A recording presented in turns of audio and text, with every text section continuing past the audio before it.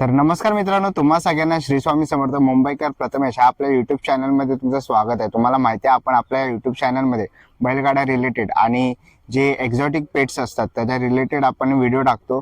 तर मी तुम्हाला मागच्या व्हिडिओमध्ये बोललो होतो की आपण एक्झॉटिक पेटचे व्हिडिओ टाकणार आहोत। तर तसा आपण एक एक्झॉटिक पेटचा व्हिडिओ टाकलेला आहे, मिस्टर पेटवाला डोंबिवली ईस्टचा। तर तो नक्कीच जाऊन बघा। आणि आज 31 डिसेंबर, तर आज दोन अड्डे होते, एक शेलूमध्ये होता आणि एक खिडकाईला। तर आज आपण खिडकाईला आलेलो आहे आणि नामांकित बैल वगैरे हे शेलू अड्ड्याला गेलेले आहेत आणि इथेही आपली नंदी आलेली आहेत काही गाडा मालकांच्या, त्यांच्याही आपण मुलाखती घेणार आहोत।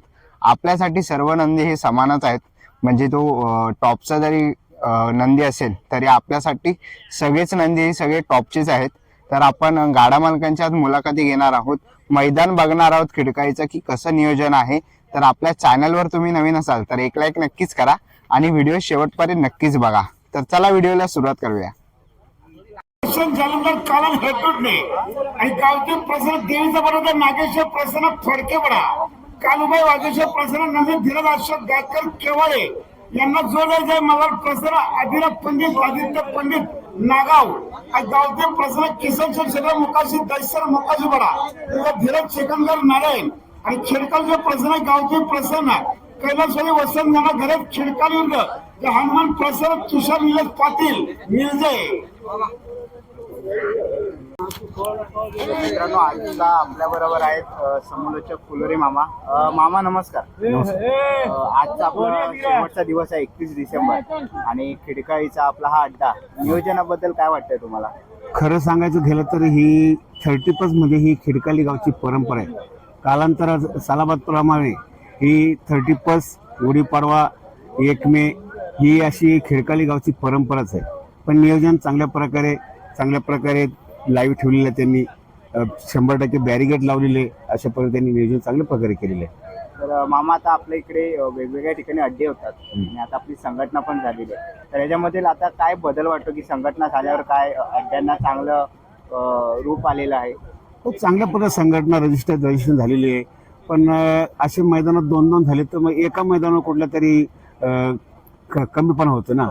आता समजा हे खिडकाली मैदान आहे पण शिलोला मैदान आहे, पण आता तिथं गाड्या जास्ती आहेत, तिथं कमी आहेत। ठीक आहे, ते गाड्या होतील तसं काही नाही, पण मोठ्या मोठ्या गाड्या तिकडे गेलेल्या आहेत। आणि मामा, तुम्ही आधीपासून बघताय, तुम्ही समोलोचन करताय, तर काय अनुभव आहे तुमचा? माझा तर 33 वर्षाचा आलोचमेन अनुभव आहे की मी 1990 पासून मी आलोचमेन करतो। पहिला कॉमेंटचा बादशाह म्हणाल तर खिडकाली गावचा बादशाह अभिमन्यू पवार, आणि त्याच्यानंतर मला ही परंपरा भेटली। तिथपासून माझा 33 वर्षाचा अनुभव आहे, चांगल्या प्रकारे अनुभव आपल्याला। आणि मामा, तुमची सुरुवात कुठून झाली? माझी सुरुवात झाली 1990 पासून, कल्याण चिंचपाड्यापासून।